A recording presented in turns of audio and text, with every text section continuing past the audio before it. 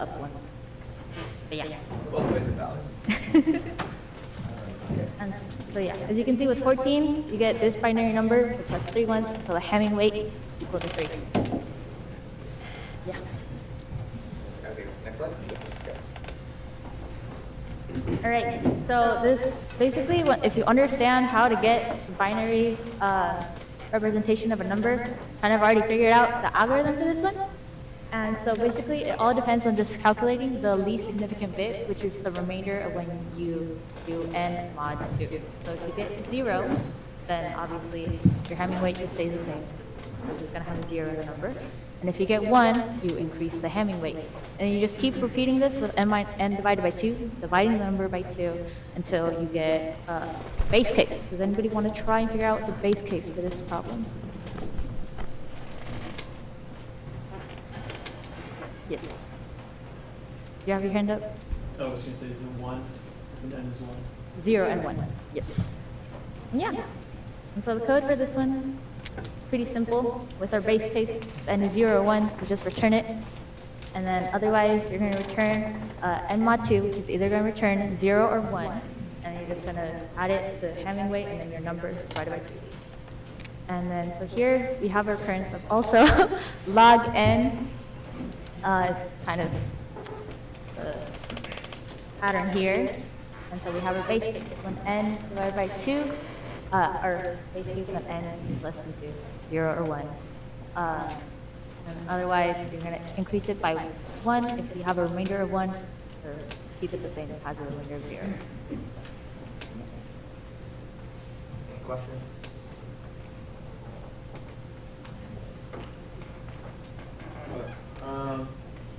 Could someone explain what the recurrence represents?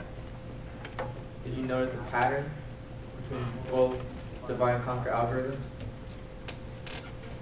Sammy's making eye contact.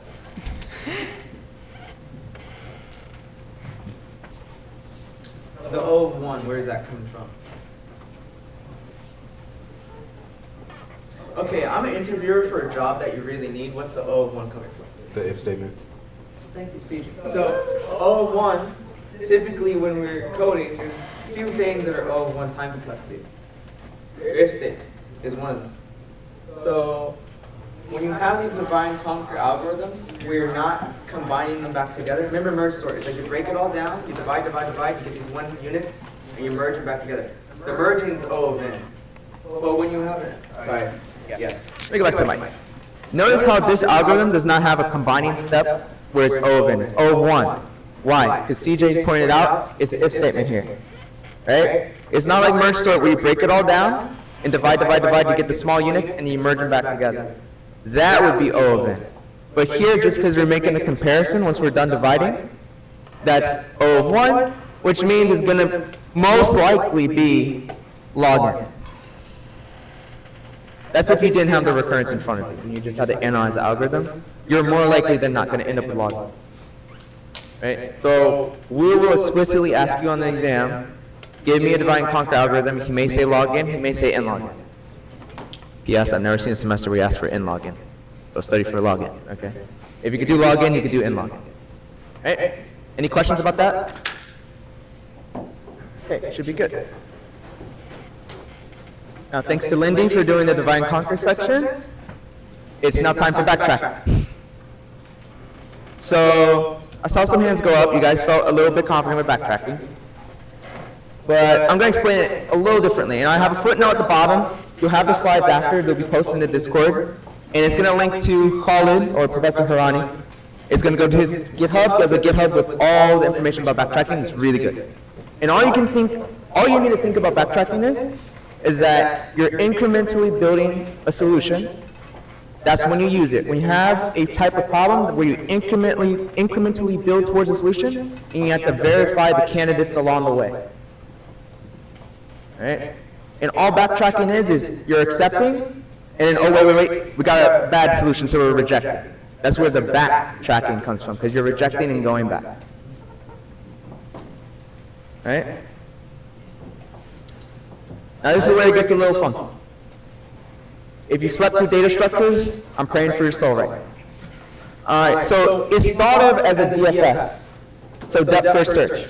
if you know what DFS is, you know what backtracking is. They just didn't tell you that was backtracking. Unless you, wait, hold on. Who took Dan? So you guys should know backtracking. Risk? Sorry, she doesn't teach.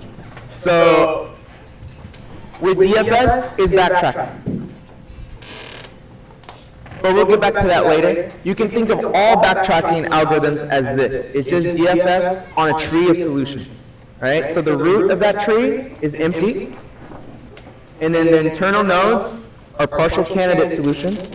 So those are the solutions that aren't done yet, but they're still being verified at each step along the way. And then your leaves, the leaves being the ones at the bottom, at the end of the tree, those are full solutions. But be careful, not all of them are valid solutions.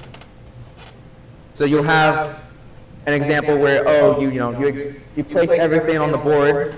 I'm hinting at in queens here. So like you place everything on the board, but oh wait, they might be in the same row, column, or diagonal. They might be invalid, which you'll see here. So likely if you guys studied backtracking, you probably studied in queens. Does anyone in the room know in queens already? Did they have it memorized? Also kind of had it on your homework. It was like a really cute version with the tricycle bike because you couldn't do the diagonal, or you could do the diagonal, I should say. Is anyone familiar with in queens? Cool. All right. So the idea is, if you're not, you're going to have an in by in board. It's a chess board. And no queens can attack each other. If you don't play chess like me, that just means a queen cannot be on the same row, column, or diagonal. Right?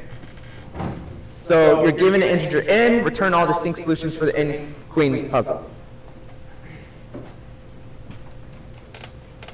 So the solution is, it's pretty simple. You go and you find each queen placement, and no two queens can attack each other. So you gotta make sure you're not on the same row, column, diagonal. And you do this recursively until you have a solution that is consistent. A solution that works. So here's the pseudocode. It's based off of the pseudocode in your book, or the Jeff Erickson book. I know Wu gives you more. So what you do is, you're going to have a board, and then you're going to go at index I, and then, read it from over here. And then board of index I indicates which tile on the row I contains a queen. So that's like you placing the queen on the tile. Or checking the tile if there's a queen there. That's what you'll use board of I for. And then the outer for loop considers all possible placements of a queen on the current row. It says column there, because you're going to check each column, or each row at the index of the column, right? You're going across the row, and that's how you go across the row by going, incrementing the columns, right? And then the inner loop checks whether or not the candidate placement of the row is consistent with all previous placements. In your book, it just has like if statement and then like the 3 different conditions. I like it when I write my pseudocode. If I don't understand what, who understands what board of I equals column? Like, you're really waking up in the morning like, oh, that's so intuitive. No, just give it a better name. So invalid column, then here's invalid row, and then I have invalid back. Right? So if I can't place a queen on that tile because something's invalid, my flag is false. Otherwise, if it's legal, then I'm going to place the queen at that, spot, and then I'm going to go on and move to the next row. Because remember, you can't place more than one on the same row, so that's why we're going up. Any questions on the in-queen pseudocode? Good, cool. And this is in your textbook. Now, I alluded to a tree before, and you can represent the in-queen's algorithm as a tree, as a recursion tree. So each node in the tree corresponds to a recursive subproblem, and thus there's a legal partial solution, and the backtracking search for a complete solution is akin to a DFS on that tree. And we're going to show that. So this is also in your book, except, branding, so I had to change it. See how you have a recursive tree? The root, the top one, is empty. You haven't placed the queen yet. And then you're going to place a piece on each column of that first row, or each index of that first row. And then notice you're going to do the same thing for the next row. Just like in your code, remember, if a placement was legal, you go, you place it, and then you go to the next row. And you do it again and again and again, and you see these are impartial solutions in the middle. And you get to the leaves, and you notice that these are invalid. Except for these two at the bottom, which happen to be valid. So DFS, if you remember, it's like you go from one node of a graph, and you keep going down and down and down and down, depth first. So you're going as deep as you can, and then you notice, oh wait, there's no more neighbors, I'm not gonna go there, right? So by the time you reach a node that you're gonna notice, it's gonna be, oh wait, I'm going down here. Oh, this isn't valid. Why? Because there's diagonals. I can't place it here. Same column. I can't place it here. Same column. I can't place it here either because there's a diagonal, and I can't place it here because there's the same column. So with backtracking, it's about rejecting and accepting. You only accept the ones that are consistent with what you're looking for. And in this case, it was only these two leaves. So if you had written a DFS that goes down this tree and checks if a placement is correct or not, then you have in queens. And that's what you saw in the previous slide. Any questions about that? Yeah, question.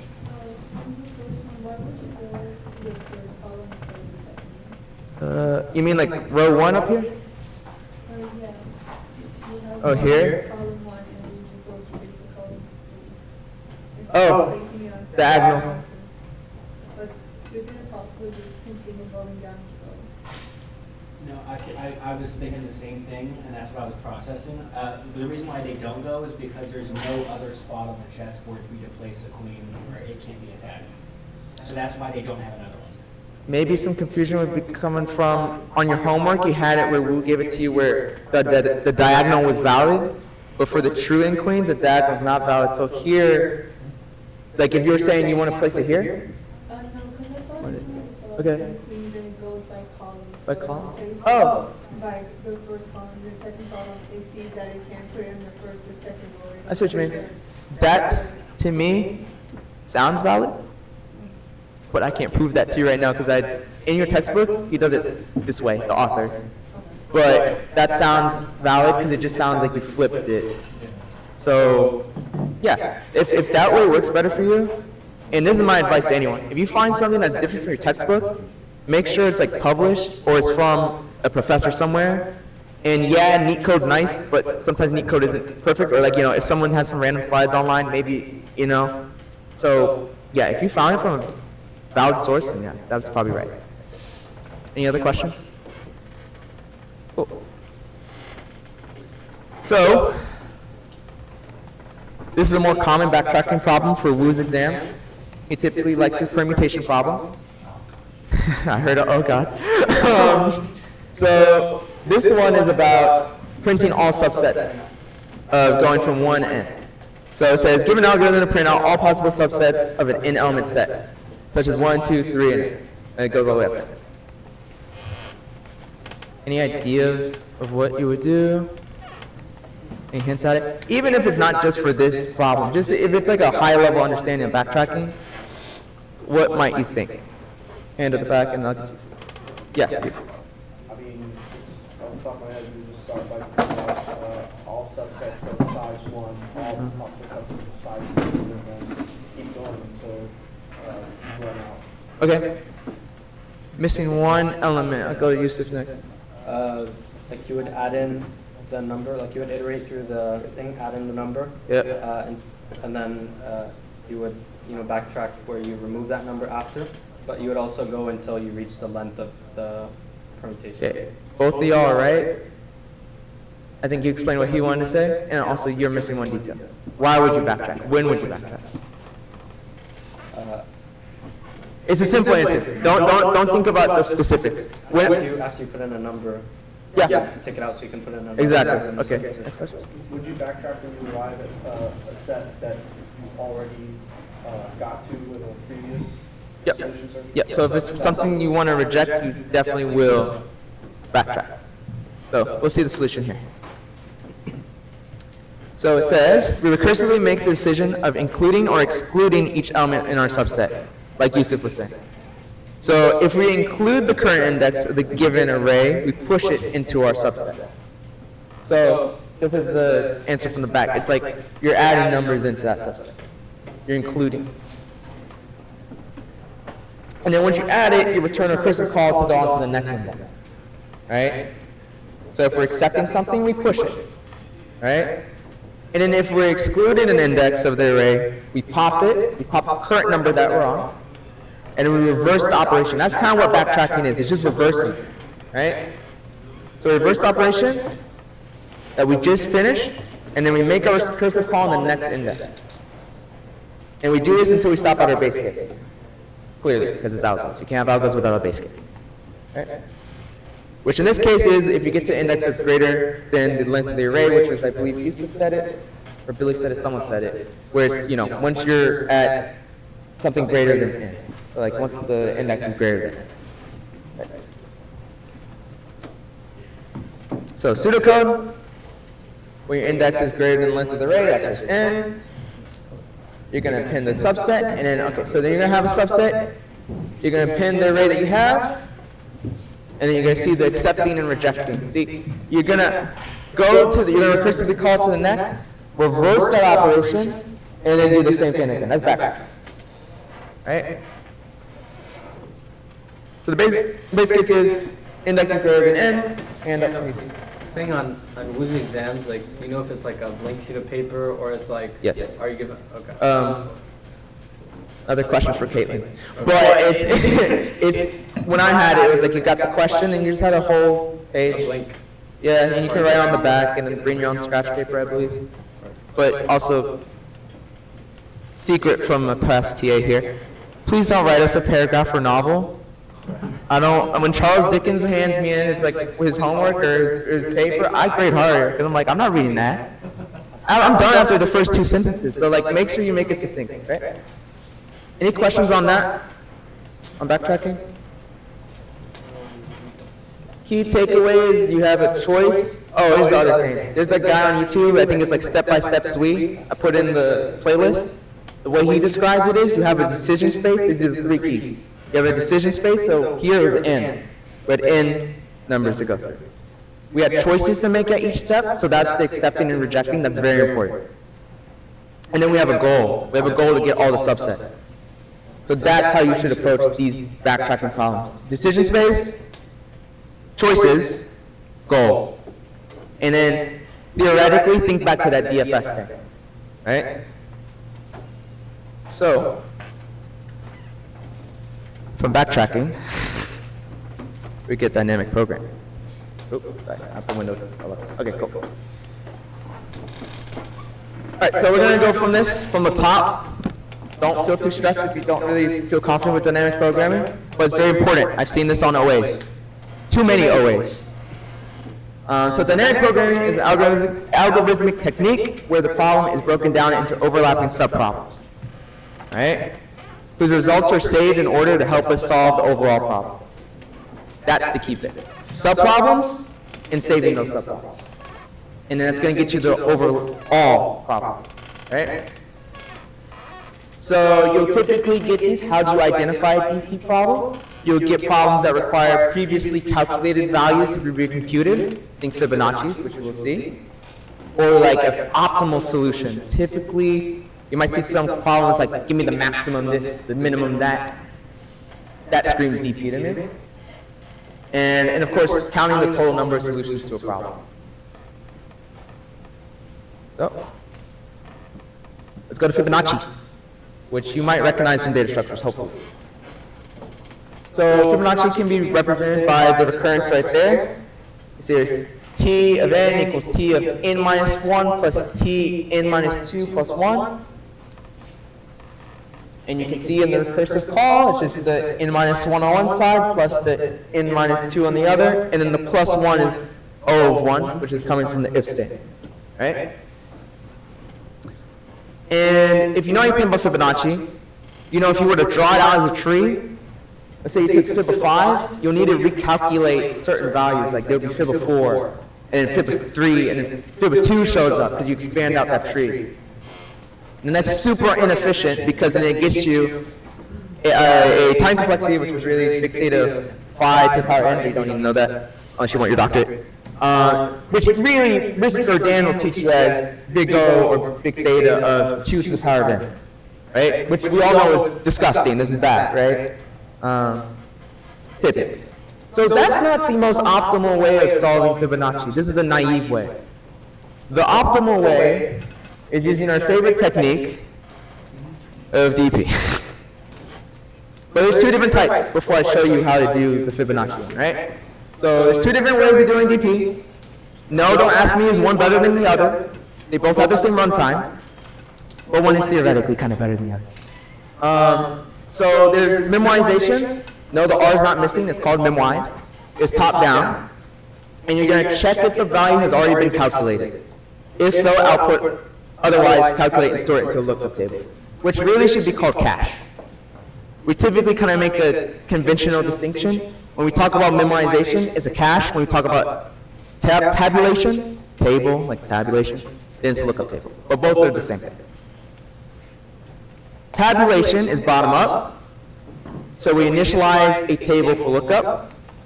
Then we determine the execution order of the algorithm. We'll go row by row, maybe column by column, but row by row. And then we fill up the table in the execution order.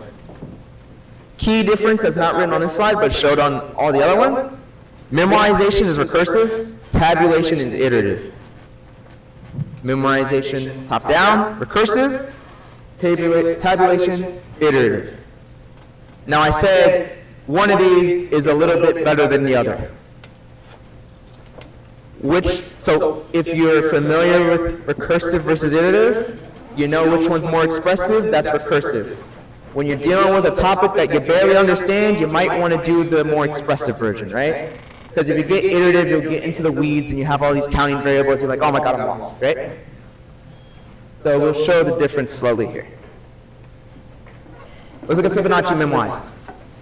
Right? And also let me check the time. Okay, we're good. Right. Memorize Fibonacci. So we solve the problem top down, we recursively save the solutions as we approach our base case. Here, we have the memo that's like your cache. Think typically maybe like a dictionary in this case, since we have like, Fibonacci of 5 equals whatever, Fibonacci is 0. So we start with Fibonacci of 0, which equals 0. And Fibonacci of 1 equals 1. That's what we have in a dictionary. It's like a key value pair. And if you look at the recurrence that's given to you. And then, oh look, we just got 3 lines. So we'll do the function, and we're going to see, oh, is n not in our memo? Because we're storing the values, right? Remember that redundancy of, okay, we have to calculate fib of 4 twice or 3 times, whatever? Well, if we know fib of 4 is already in the memo, how are we going to go back and do it? That's waste time. We're lazy. A good developer's lazy, right? So if n's not in memo, we're going to say memo of n equals, oh, well, look at that. It's the recurrence that we have, right? And then, because it's recursive, sorry, I should say Fibonacci of n, not memo. Oh, wait, sorry, it's memo of n. Sorry, take that back. The recursive part's here. Once we're done, because remember, recursion don't think past the top level. Just trust. This is going to eventually reach our base case, right? Where all numbers are in the memo. In which case you'll return the cache at n. Time complexity is over. We just went from n to the power, or sorry, 2 to the power n to a linear solution. Now I don't know about you guys, but if I had an interview and someone gave me Fibonacci, I'd feel confident walk away from the interview if I had O of n, right? Because you gotta be real sweat stained to get that. Be sweaty. Now, tabulation. Some of you may like tabulation more. It's a matter of like subjective, like your taste. So the key difference here is iterative, and because it's iterative, we don't define the table on the outside, we define it inside. Because if you did it recursively and you define the table inside, you're going to keep going back and redefine it. You don't want to do that, right? So we just did it here inside, and then we already know what 0 and 1 are. So we just start from 2 on our for loop, And oh my God, look at that. It's the same thing again. It's the same recurrence, except for instead of being a recursive call, we're just using the lookup table that we have. All right? So lookup table of I equals lookup table of I minus 1 plus lookup table of I minus 2. And then you can return at the end, once you're done looping, return the table at end. Any questions on that? Yeah, Billy? Can I go back one slide? Yeah. What's up? Okay, You so see- that was defined outside. Yeah, it's defined outside. So yeah. So memorization, recursive, tabulation or tabulation, iterative. And then notice they have the same time complexity. So, and there's probably, you know, some geek at the back who's like, oh, well, the space complexity of recursion because the stack shut up. So, they're both fine. All right. Now, me and Santiago will go over some DP problems. And you will probably face them outside of this class. Not just in this class, but beyond. So you're gonna need a blueprint for this. And really, the difficulty in DP is one of the most difficult topics. It is probably the most difficult topic in undergrad. The difficulty in DP is finding how to decompose the given problem into subproblems. Remember the whole idea of overlapping subproblems? This decomposition can be represented by recursive formulation. That's a buzzword. It's literally just yet another equation. Right? So ask yourself this first. What are your subproblems? When you get a DP problem, ask yourself, what are your subproblems? 2, identify the pattern of the problem. What does it want you to do? Right? A lot of DP problems, as mentioned before, are optimization problems. Most of the ones that I see are optimization. So when I had students in my office hours, they'd always be stumped about, okay, what function do I use in my recursive formulation? If you get an optimization problem, chances are you're going to use max and min, or max or min, right? And it should be pretty obvious. It's going to say, give me the longest, or give me the most, or give me the maximum, right? Well, if I see that, max. Give me the shortest string. Give me the minimum, this. Or give me, you know, the least that could possibly be. Then that's going to be min. Simple as that. Sometimes you'll see problems that have a different pattern. I didn't put them in the slides today because I don't have enough time for that. But they're in your textbooks, particularly Ponderoggin's book. And if you have any questions, you can always ask us outside. And then the last step is you're going to formulate your recursive formulation. Or sometimes I've heard it called a table definition. I think Wu uses that word sometimes. And is denoted by this M of C, or M to the subscript of C, of IJ. And you'll show the subproblems within your recursive formulation. You'll see this as we go. And I can't speak for what you guys will have on your exam, but when I took Wu 2 years ago, in like the crustacean period when there were dinosaurs or whatever, it was 80% just to write this. You'd get 80% of the problems. You just wrote that simple equation, right? So, here's an example. We have Gary the gardener. Gary the gardener is tending a garden modeled by a M by N grid. If the garden of Ij, so the index of I and j, that's your row in your column, is equal to 1, a crop at that position needs water. Otherwise, it's just going to be 0. So Gary starts at the garden gate of 0, 0, that's the top left, and can only move right or down. Give a dynamic programming algorithm that maximizes the number of crops watered by Gary. Now, there's one caveat I also have to show you. You can visualize DP solutions a lot of the time. But here at the bottom, I have top-down representation. I'm not sure if you guys could take a guess at why that's a top-down representation. Yeah, good guess, actually. Because it's recursive, right? Iterative, we'll see later. But, yeah, well, we'll get to that when we're showing the individual solutions. Any questions on DP? Okay, cool. So, first, identify the subproblems. What are subproblems?